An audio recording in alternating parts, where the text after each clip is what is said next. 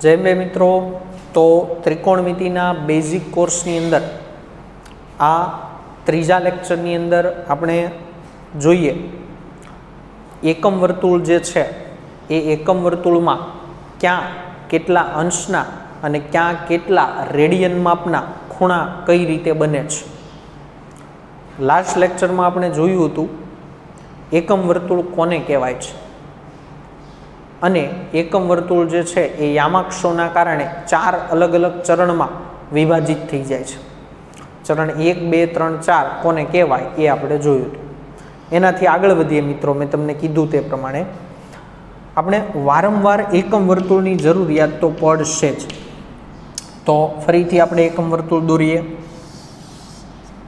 तो एकम वर्तुळनी व्याख्या याद करो मित्रों। तो एकम वर्तुळ कोने कहेवाय तो के उगम बिंदुने केंद्र राखी एक एकम जेटली त्रिज्या लई जे वर्तुळ दोरवामां आवे छे तेने एकम वर्तुळ कहे छे। राइट मित्रों, चालो हवे सांभळजो। आपणे अत्यारे अंश मापना खूणा क्या अने कई रीते बने छे तेनी चर्चा करीए। तो एक पहली वस्तु के आ रेखाखंडे आज रेखाखंड साथे केटला मापनो खूणो बनाव्यो। कोई खूणो ज नथी बनाव्यो तो केटला मापनो खूणो बनाव्यो कहेवाय? 0 0 अंश। मित्रों ज्यारे अंश बोलीए ने त्यारे फरजियात उपर राउंड करवानो। चालो हवे आ रेखाखंडे आ रेखाखंड साथे केटलो खूणो बनाव्यो? तो आ तो काटखूणो बन्यो। आ खूणो कयो केटला मापनो बन्यो? काटखूणो। काटखूणो मतलब के 90 डिग्री 90 डिग्री। चालो ए ज रीते त्यांथी आगळ वधीए मित्रों। तो आ रेखाखंडे आ रेखाखंड साथे केटला मापनो खूणो बनाव्यो? तो आ खूणो बनशे। बोलो केटला मापनो? बधाने खबर पड़े तेवुं छे। आ रेखाखंडे आ रेखाखंड साथे केटला मापनो खूणो बनाव्यो? तो के 180 डिग्री 180 डिग्री। तो मित्रों थोड़ो थोड़ो तमने आइडिया आवतो हशे कि अहींयाथी अहींया पहोंच्या तो 90 डिग्री, अहींयाथी अहींया पहोंच्या तो 180 डिग्री, मतलब के 90 डिग्री प्लस थता जाय छे। हवे विचारो आ रेखाखंडे आ रेखाखंड साथे केटला मापनो खूणो बनाव्यो एनो आपणे विचार करीए। तो क्लियर छे कि आ 90 तो एमां 90 एड थयो प्लस हजू 90 एड थशे तो आमां 90 एड करो। 180 मां 90 तमे प्लस करो तो 270 अंशनो खूणो थाय। शुं कहूं छुं फरीथी? आ रेखाखंडनो आ रेखाखंड साथेनो खूणो मित्रों एटले आटलो खूणो बनशे। आटलो केटला मापनो खूणो थई गयो? 270 अंश। तो हवे आम तो मित्रों आपने आइडिया आवी गयो कि भाई अहींयाथी अहींया पहोंच्या तो 90 डिग्री, अहींयाथी अहींया पहोंच्या तो 180 डिग्री, अहींयाथी अहींया पहोंच्या तो 270 डिग्री, मतलब के एक स्टेप परथी बीजा स्टेप पर जाओ तो 90 डिग्री प्लस थाय छे। तो हवे 270 हवे एक सर्कल आखुं पूरुं कर दईए। आज रेखाखंडनो आज रेखाखंड साथेनो खूणो पण आखुं सर्कल पूर्ण कर्या पछी तो आखो एटलो खूणो बनशे। आखो मतलब कि एक सर्कल कम्प्लीट थी गयुं। एक सर्कल कम्प्लीट थाय तो एक सर्कलनो हमेशा केटलो डिग्री बने? 360 डिग्री। एटले आ जे खूणो बनशे मित्रों ते 360 अंशनो बनशे। राइट छे। चालो हजू एनाथी आगळ वधीए। आ रेखाखंडनो आ रेखाखंड साथेनो खूणो पण डायरेक्ट नहीं। आ रेखाखंडनुं एक सर्कल पूर्ण करो पछी फरीथी आगळ वधीने अहींया साथेनो खूणो। એટલે કે મિત્રો એક વખત દોરીને તમને સમજાવું તો આ રીતે एक सर्कल पूर्ण कर्યું પછી આગળ વધીને આ રીતે। ખ્યાલ આવે છે મિત્રો? ઓકે, આ માત્ર સમજણ માટે હતું એટલે કાઢી નાખું છું। રાઈટ। તો કેટલા અંશનો ખૂણો બનશે મિત્રો? ચાલો તમે કહો, વિચારીને મને કહો। હવે તો તમને આઈડિયા આવી ગયો હશે કે તમે એક પરથી બીજા પર જાઓ એટલે હંમેશા 90 ડિગ્રી જેટલું પ્લસ થાય છે। તો આ 360 ડિગ્રી હતા એમાં 90 ડિગ્રી પ્લસ કરો, આમાં 90 અંશ પ્લસ કરો તો 450 અંશનો ખૂણો બનશે। ચાલો હજુ આગળ વધો। હવે તમને આઈડિયા આવી ગયો છે હું શું કહેવા માંગુ છું। આમાં 90 ડિગ્રી એડ કરો, એક કયો એંગલ બનશે? આમાં 90 ડિગ્રી એડ કરો તો 540 ડિગ્રી। કઈ રીતે? કોની વચ્ચેનો ખૂણો છે? આ રેખાખંડ અને આ રેખાખંડ વચ્ચેનો ખૂણો, પણ ડાયરેક્ટ નહીં। એક સર્કલ પૂર્ણ કરી દીધું પછી બીજા સર્કલમાં અહીંયા સુધીનો ખૂણો, એ ખૂણાની વાત છે મિત્રો। એવું નથી કે એક સર્કલ પૂરું કરો એ જ हमेशा एक ज सर्कलनी वात होय। आमां एक बे सर्कल पण बनावीने खूणो मापी शकाय, 3 सर्कल पूर्ण करीने पण खूणो बनावी शकाय छे। चालो हवे एनाथी आगळ वधीए। 540 मां 90 एड करो तो 630 डिग्री मित्रों। आमां 90 डिग्री एड करो मित्रों तो 720 डिग्री। બસ આ રીતે ચાલ્યા જ કરવાનું છે મિત્રો. આમાં 90 ડિગ્રી પ્લસ કરો તો 810 ડિગ્રી, આમાં 90 ડિગ્રી પ્લસ કરો તો 900 ડિગ્રી, આમાં 90 ડિગ્રી પ્લસ કરો તો 990 ડિગ્રી. બસ આ રીતે મિત્રો ચાલ્યા જ કરવાનું છે. જેટલી વખત તમે સર્કલ પૂર્ણ કરીને આ રીતે ખૂણો માપવા બેસો તો આ રીતનો ખૂણો તમને મળ્યા કરે. આ અનંત સુધી ચાલ્યા કરે મિત્રો, આનો કોઈ અંત નથી. રાઈટ છે. હવે આ જે વસ્તુ તમે અંશ માપમાં ભણ્યા ને એ જ વસ્તુ તમારે રેડિયન માપમાં ભણવાની છે. અને યાદ વધારે રેડિયન માપવાળું જ રાખવાનું છે. લાઈક હું તમને અત્યારે એક પ્રશ્ન પૂછું, એકમ વર્તુળ ન તમને બતાવું અને ડાયરેક્ટ હું તમને પૂછું કે મિત્રો 360 ડિગ્રી ક્યાં આવ્યા હતા, તો તમે કહેશો સર અહીંયા એક્સ અક્ષ પર, ધન એક્સ અક્ષ પર આવ્યા હતા. સાચું છે. 90 ડિગ્રી ક્યાં આવ્યા હતા, ધન વાય અક્ષ પર આવ્યા હતા. 270 ડિગ્રી ક્યાં આવ્યા હતા, ઋણ વાય અક્ષ ઉપર આવ્યા હતા. આ રીતે તમે કહી શકો મિત્રો, કહી શકો કે નહીં? પણ અંશ માપમાં આટલું બધું વિચારવું જરૂરી નથી. રેડિયન માપ ખૂબ ઉપયોગી છે. રેડિયન માપમાં હું તમને પૂછું કે એટલા રેડિયન ક્યાં આવ્યા હતા, એટલે તરત તમારે કહેવું પડે કે સર આ જગ્યા પર આવ્યા હતા. અને આ બધાની ઓળખાણ છે. આને તમે ધન એક્સ અક્ષ કહી શકો છો, આને તમે ઋણ એક્સ અક્ષ એટલે કે એક્સ ડેશ કહી શકો છો, આને ધન વાય અક્ષ એટલે વાય, અને આને ઋણ વાય અક્ષ એટલે વાય ડેશ કહી શકો છો. ડાયરેક્ટ હું તમને પૂછું કે 990 ડિગ્રી ક્યાં આવ્યા હતા, તો ઋણ વાય અક્ષ ઉપર આવ્યા હતા. મિત્રો આવી ખબર પડવી જોઈએ કે કયો એંગલ ક્યાં આવેલો છે, એની જરૂર પડશે આપણે એટલા માટે. તો એની વાત કરીએ મિત્રો. આ અંશ માપમાં હતો. એ જ વસ્તુ હવે રેડિયન માપમાં. આ હતું અંશ માપમાં. એકમ વર્તુળમાં અંશ માપ કઈ રીતે હોય તે આપણે લખ્યું. હવે એકમ વર્તુળમાં રેડિયન માપ, આની આ જ વસ્તુ મિત્રો લખવાની છે, આની આ જ, પણ અહીંયા હવે રેડિયન માપમાં લખશો. અને રેડિયન માપમાં યાદ રાખવું જરૂરી છે વધારે, કેમ કે વધારે યુઝ આપણે આનો થશે, આનો યુઝ પણ થશે, પણ આ યાદ હશે તો તમે કન્વર્ટ કરીને મેળવી શકશો. ચાલો, તો એ જ વસ્તુ ફરીથી આપણે ભણીએ. એક એકમ વર્તુળ દોરીએ. ચાલો, એકમ વર્તુળ એટલે કે ઉગમ બિંદુને કેન્દ્ર રાખી એક એકમ ત્રિજ્યા લઈને જે વર્તુળ દોરવામાં આવે તેને એકમ વર્તુળ કહે છે. આ થઈ ગયું મિત્રો એકમ વર્તુળ. બરાબર. ચાલો, હમણાં જે વસ્તુ જોઈ એ જ વસ્તુ ફરીથી જોઈએ મિત્રો, પણ હવે રેડિયનમાં આપણે ચર્ચા કરશું મિત્રો. ચાલો, રેડિયન માટે સમજાવવું હોય તો તમને એટલો તો ખ્યાલ છે કે આ રેખાખંડે આ જ રેખાખંડ સાથે કેટલા માપનો ખૂણો બનાવ્યો, તો તમે અહીંયા કીધું જ તું મને કે 0 માપનો, 0 અંશનો. તો 0 અંશનું રેડિયન કેટલું થાય? 0 જ થાય છે મિત્રો. આ અંશ અને રેડિયન માટેનો જે રેશિયો છે એ તમે ફિઝિક્સના બેઝિકના પહેલાં જ વિડીયોની અંદર જોઈ લીધું છે, માટે તે હું અત્યારે સમજાવતો નથી. અને સમજવું એકદમ સહેલું છે કે ભાઈ તમને બધાને એટલી તો ખબર છે કે 1 પાઈ હોય, 1 પાઈ એના બરાબર 180 અંશ થાય. માત્ર કોઈ એકાદી વસ્તુ તમને યાદ હોય એટલે તમારું કામ થઈ જશે. આ રેડિયન માપ છે, આ અંશ માપ છે. ઓકે, તો એ જ વસ્તુ મિત્રો ફરીથી હવે આ રેખાખંડ સાથે કેટલા માપનો ખૂણો બનાવ્યો તો જુઓ તો તમે 90 અંશનો કાટખૂણો બનાવ્યો હતો. રાઈટ છે કે ભાઈ આ રેખાખંડે આ રેખાખંડ સાથે કાટખૂણો બનાવ્યો હતો, એટલે કેટલા માપનો ખૂણો બનાવ્યો હતો તો કે 90 અંશનો ખૂણો બનાવ્યો હતો. રાઈટ. તો હવે તો મારે અહીંયા રેડિયન માપ લખવું છે, તો 1 પાઈ બરાબર 180 ડિગ્રી થાય છે. તો આપણે તો 90 ડિગ્રીનું જ કામ છે, આનું અડધું કામ છે, તો આનું પણ અડધું થઈ જશે, એટલે શું બનશે? π/2. ઓકે, સરસ. π/2. રેડી. ચાલો, હવે આ રેખાખંડ સાથે કેટલા માપનો ખૂણો બનાવ્યો તો તમને યાદ હશે 180 અંશનો. તો 180 અંશ એટલે કેટલા રેડિયન? તો કે પાઈ રેડિયન, એટલે અહીંયા પાઈ ખૂણો. રાઈટ મિત્રો. ચાલો એનાથી આગળ વધીએ. આ રેખાખંડે અથવા હવે બીજું કાંઈ ન વિચારવું હોય તો એકદમ સરળ રસ્તો તમને કહું. તમે અહીંયાથી અહીંયા પહોંચતા તો 90 પ્લસ થતા, અહીંયાથી અહીંયા પહોંચતા તો 90 પ્લસ થતા, ત્યાંથી અહીંયા આવતા તો 90 પ્લસ થતા, મતલબ કે દરેક વખતે 90 પ્લસ થતા હતા મિત્રો. રેડી. તો હવે તમે જુઓ તો અહીંયાથી અહીંયા પહોંચ્યા, કેટલું થયું? π/2 વધ્યા. અહીંયાથી અહીંયા પહોંચ્યા એમાંય કેટલા વધ્યા? π/2 જ વધ્યા મિત્રો. જો 0માં π/2 ઉમેરો, π/2, π/2માં π/2 ઉમેરો, પાઈ. હવે તમારે અહીંયાથી અહીંયા જોવું હોય તો આમાં કેટલા ઉમેરવા પડશે? π/2. જેમ તમે આમાં 90 ઉમેરતા હતા એમાં કેટલા ઉમેરવાના છે મિત્રો? π/2.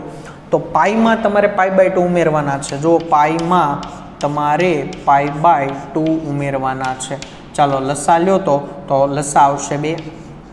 આ 2 ગુણાશે અહીંયા, એટલે અહીંયા થઈ જશે 2π. 2πમાં પાઈ ઉમેરો એટલે 3π. તો આ કેટલા બની જશે? 3π/2. એટલે અહીંયા આવશે 3π/2 મિત્રો. છે એકદમ સહેલું. ચાલો એનાથી આગળ વધીએ. અહીંયાથી પાછું અહીંયા જવું છે તો 3π/2માં કેટલા ઉમેરવાના? તો કે π/2 ઉમેરવાના. ચલો આમાં π/2 ઉમેરો, 3π/2માં π/2 ઉમેરો. ડાયરેક્ટ વિચારતા આવડે તો ડાયરેક્ટ વિચારો. બીજો રસ્તો પણ છે કે અહીંયાથી અહીંયા 180 થતું હતું, પાઈ થતું હતું. અહીંયાથી અહીંયા બીજું 180 થઈ ગયું એટલે ફરીથી પાઈ થઈ ગયું. તો પાઈ વત્તા પાઈ કેટલા થઈ ગયા? 2π. તો આ બની ગયા 2π મિત્રો. રેડી? હવે 2πમાં તમે અહીંયા ફરીથી આવો તો 2πમાં કેટલા ઉમેરવા પડે? π/2. દર વખતે આપણને ખ્યાલ જ છે કે π/2 ઉમેરવા પડે છે. તો 2πમાં મારે π/2 ઉમેરવા છે. ચાલો 2πમાં π/2 ઉમેર્યા છે તો લસા લઈએ તો લસા આવશે 2. ઈ 2 અહીંયા ગુણાશે એટલે થઈ જશે 4π. 4πમાં પાઈ ઉમેરો તો થઈ જશે 5π. મતલબ કે અહીંયા બનશે 5π/2. રેડી મિત્રો? ચાલો એનાથી આગળ વધીએ તો 5π/2માં π/2 ઉમેરવાના છે. આ 5π/2 છે એમાં તમે π/2 ઉમેરો. ચાલો 5π/2 હતા એમાં તમે π/2 ઉમેરો. જો મૌખિક ગણતરી થતી હોય તો બહુ સારું. તો 2 અને 2 નો લસા આવશે 2. 5π ને પાઈ થઈ જશે 6π. તો 6π ભાગ્યા 2 એટલે થઈ જશે 3π. અહીંયા બનશે 3π. ચાલો ફરીથી તમારે અહીંયાથી અહીંયા પહોંચવું છે તો 3πમાં તમે π/2 ઉમેરો. ચાલો તો 3πમાં π/2 ઉમેરો. દર વખતે π/2 જ આપણે ઉમેરવાના છે. લસા લઈએ તો લસા આવશે 2. 2 અહીંયા ગુણાશે એટલે બની જશે 6π. 6πમાં પાઈ એડ કરો બનશે 7π. મતલબ કે અહીંયા બની જશે 7π/2. મિત્રો આ જ રીતે દરેક વખતે તમારે π/2 ઉમેરવાના છે. 7π/2માં π/2 ઉમેરો મિત્રો એટલે 4π બનશે. 4πમાં π/2 ઉમેરશો મિત્રો એટલે 9π/2 બનશે. 9π/2માં તમે મિત્રો π/2 ઉમેરશો એટલે 5π બનશે. 5πમાં તમે π/2 ઉમેરશો મિત્રો એટલે 11π/2 બનશે. બસ આ જ રીતે ચાલ્યા જ કરવાનું છે મિત્રો. તો એકની એક વસ્તુ મેં તમને 2 અલગ અલગ રીતે સમજાવી, એક અંશ માપમાં અને એક રેડિયન માપમાં. મિત્રો વધુ જરૂરી આ છે, કોઈ પણ બેમાંથી એક યાદ રાખો તો અંશને રેડિયનમાં કે રેડિયનને અંશમાં કન્વર્ટ કરતા તમને આવડે છે. પણ વધુ જરૂરિયાત આની હોવાથી આપણે આ જ વસ્તુ યાદ રાખશું. તો મિત્રો આમાં યાદ શું રાખવાનું છે એ હું તમને કહું. તમને ગમે ત્યારે પૂછવામાં આવે કે 4π એકમ વર્તુળ પર ક્યાં આવેલા છે, તો દર વખતે એટલી બધી ગણતરી ન કરવાની હોય કે 0માં π/2 ઉમેર્યા, π/2 ઉમેર્યા, π/2 એવું ના ચાલે. ડાયરેક્ટ યાદ હોવું જોઈએ. તો યાદ રાખવાની ટેકનિક પણ છે મિત્રો. તમે ધ્યાનથી જુઓ તો બધા જ બેકી પાઈ જે છે, બેકી પાઈ તમે આને ધ્યાનથી જુઓ તો 0, 2π, 4π, 6π, 8π, અહીંયા બધા બેકી પાઈ આવે છે મિત્રો. કેવા આવે છે? બધા બેકી પાઈ.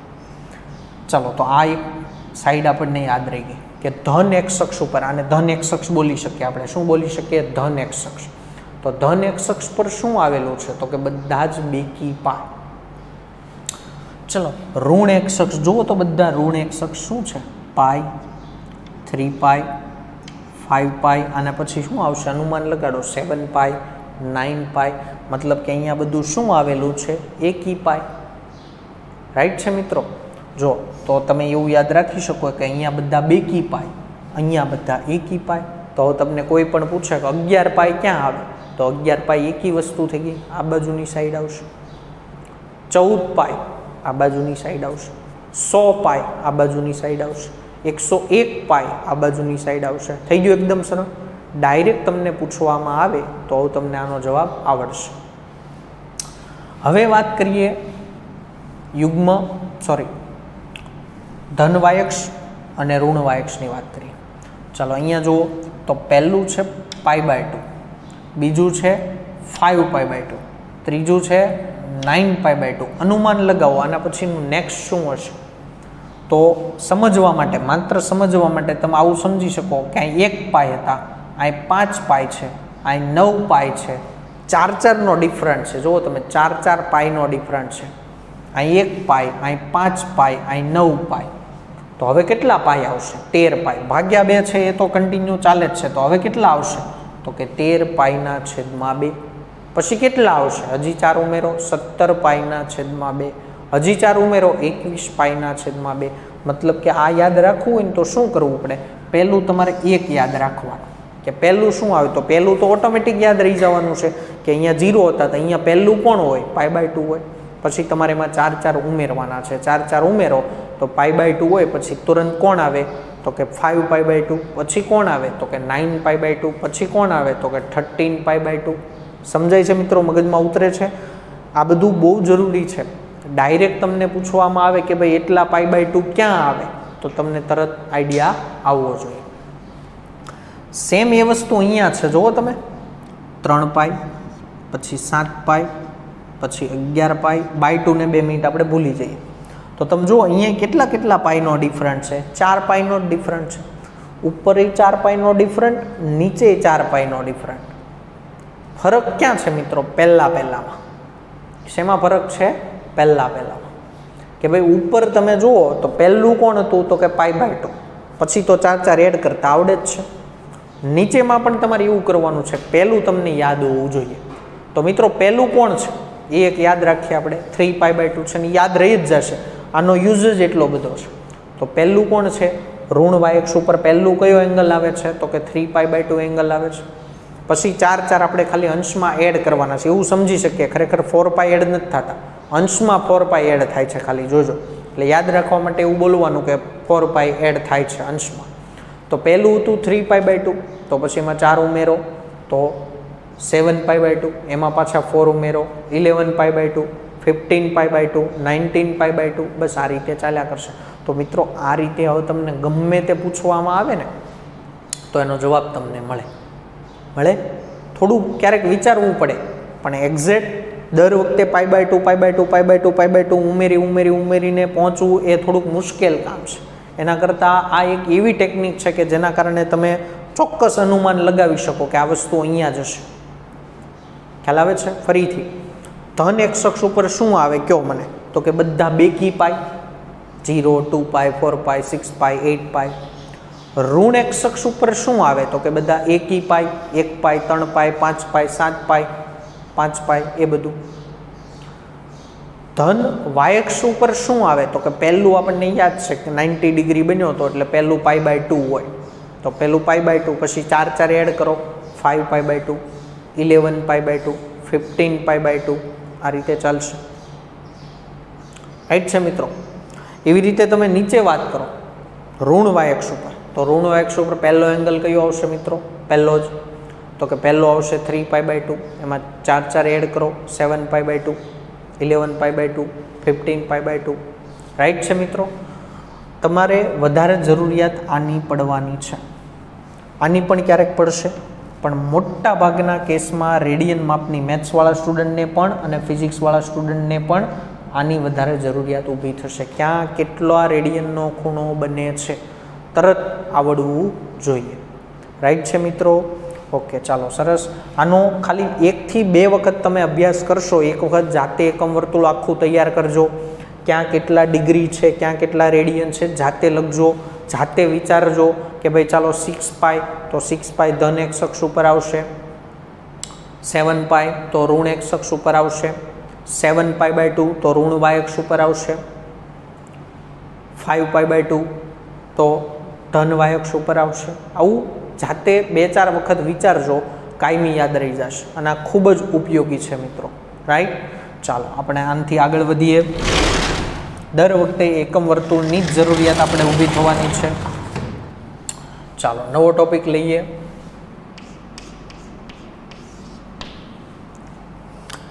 કે જેમાં નિયમનું નામ આવું છે, નિયમ આવો બોલાશે, ઓલ STC. નિયમનું નામ જ આવું છે, ઓલ STC કરીને એક નિયમ આવે છે. મેથ્સ અને ફિઝિક્સ બંનેમાં ખૂબ જ ઉપયોગી. આ નિયમ ખૂબ જ ઉપયોગી છે. સમજવો એકદમ સહેલો છે.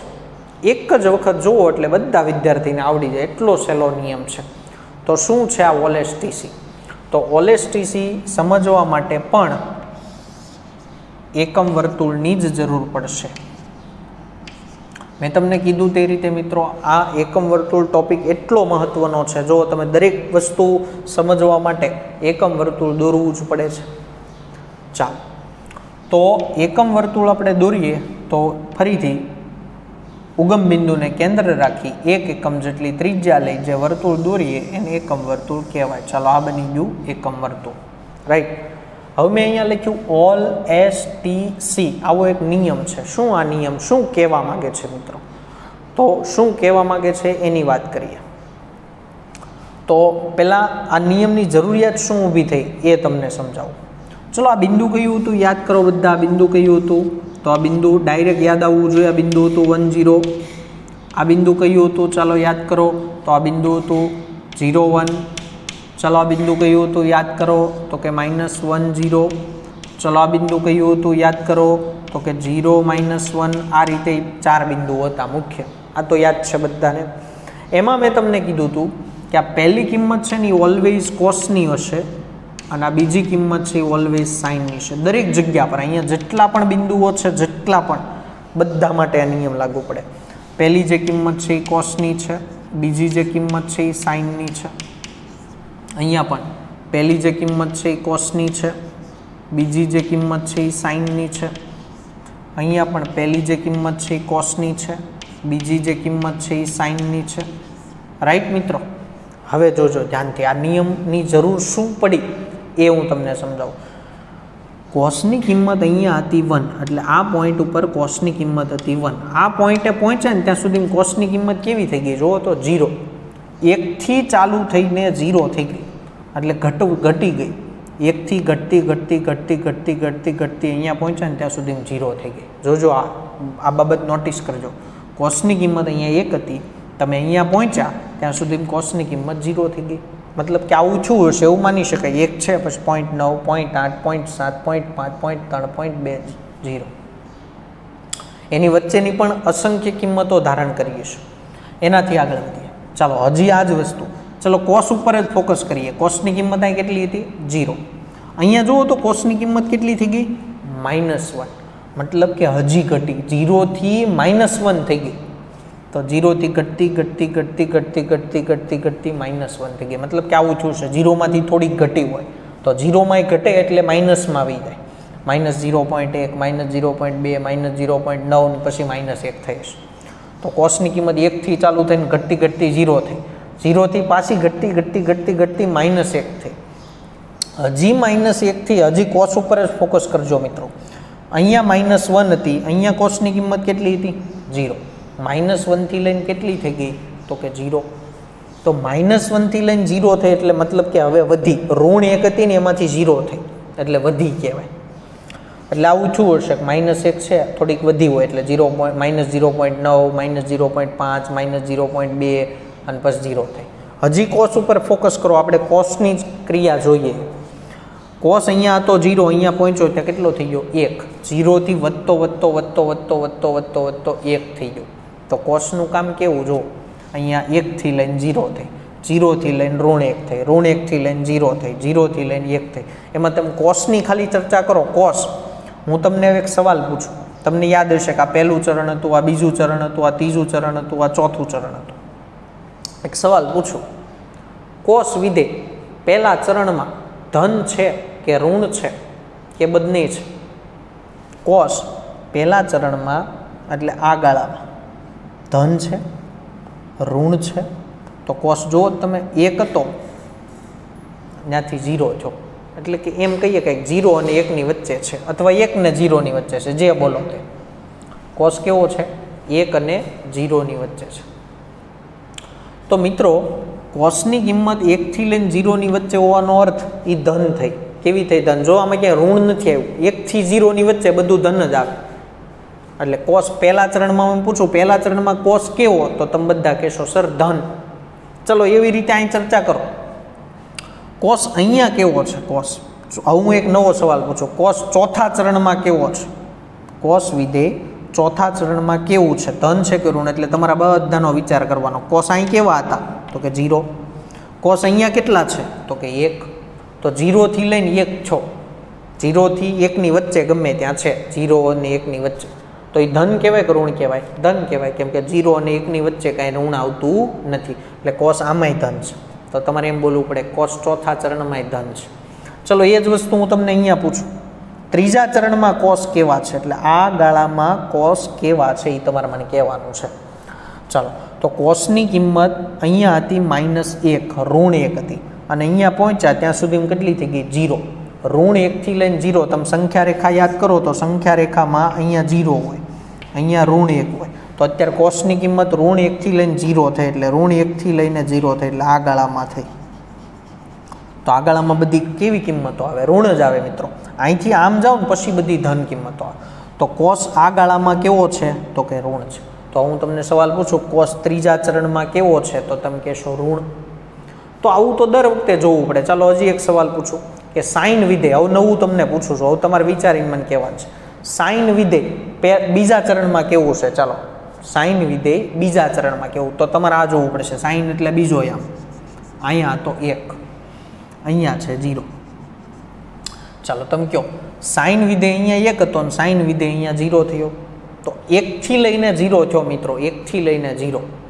તો તમારે મને કહેવાનું છે કે સાઇન 1 થી લઈને 0 થયો, 1 એટલે અહીંયા હોય, તો 1 થી લઈને 0 થયો એટલે આ ગાળામાં છે. સાઇન આ ગાળામાં છે. તો ધન કહેવાય કે ઋણ કહેવાય? તો આ ગાળો તો ધન ગણાય, 0 પછી બધું ધન ગણાય. તો મેં તમને શું સવાલ પૂછ્યો? તો સાઇન બીજા ચરણમાં કેવા છે? તો તમારે શું કહેવું પડે? સાઇન બીજા ચરણમાં કેવા છે? ધન. તો મિત્રો દર વખતે આ રીતે જોવું પડે કે કયું વિધેય. ચલો સાઇનનું કોસનું તો આપણે જોઈ શકીએ, હજુ ટેનનું, કોટનું, સેકનું, કોસેકનું, એ બધું વિચારવું પડે. થઈ શકે બધું જ.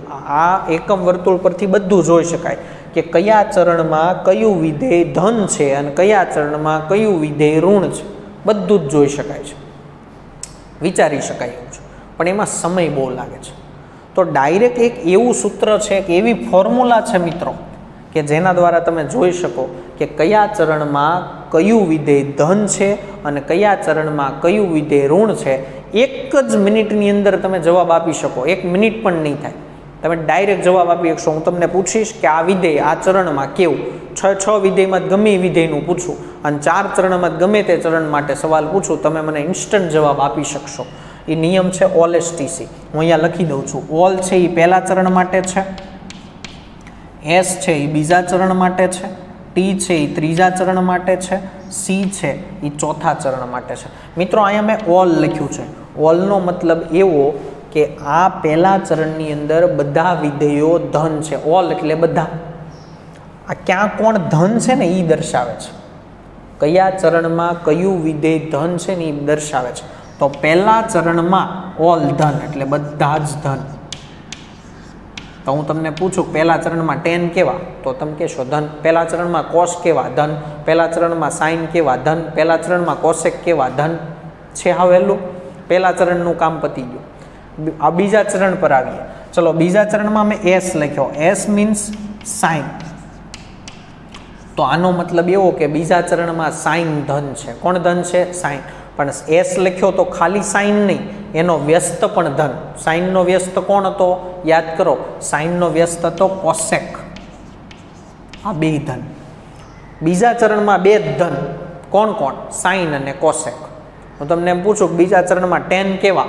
તો તમને તરત યાદ આવે ઓલ એસ. સાઇન હોય ધન, એનો વ્યસ્ત કોસેક હોય ધન, તો મેં તો ટેનનું પૂછ્યું હતું, ઋણ. બીજા ચરણમાં કોટ કેવા? તો ઋણ.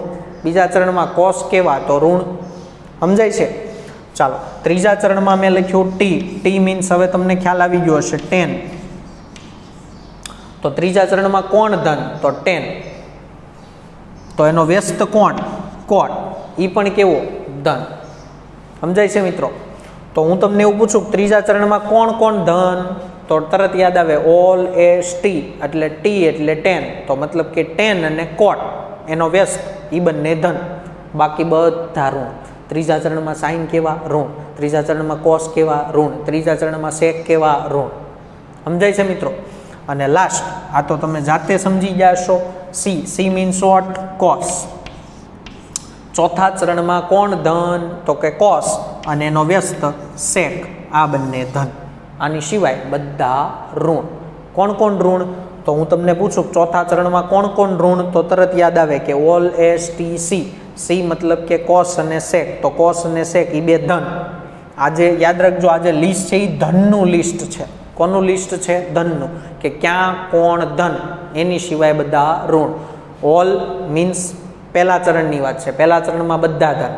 એસ મીન્સ બીજું ચરણ, બીજા ચરણમાં કોણ ધન? તો સાઇન અને એનો વ્યસ્ત કોસેક ધન, બાકી બધા ઋણ. ત્રીજા ચરણમાં ટી મીન્સ ટેન અને એનો વ્યસ્ત કોટ ધન, બાકી બધા ઋણ. ચોથા ચરણમાં સી મીન્સ વોટ? કોસ અને સેક, એ બે ધન, બાકી બધા કેવા? ઋણ. તો મિત્રો આ ફોર્મ્યુલાની મદદથી કયા ચરણમાં કયું વિધેય ધન છે અને કયું વિધેય ઋણ છે એક જ સેકન્ડની અંદર તમે જવાબ આપી શકો. ઓકે.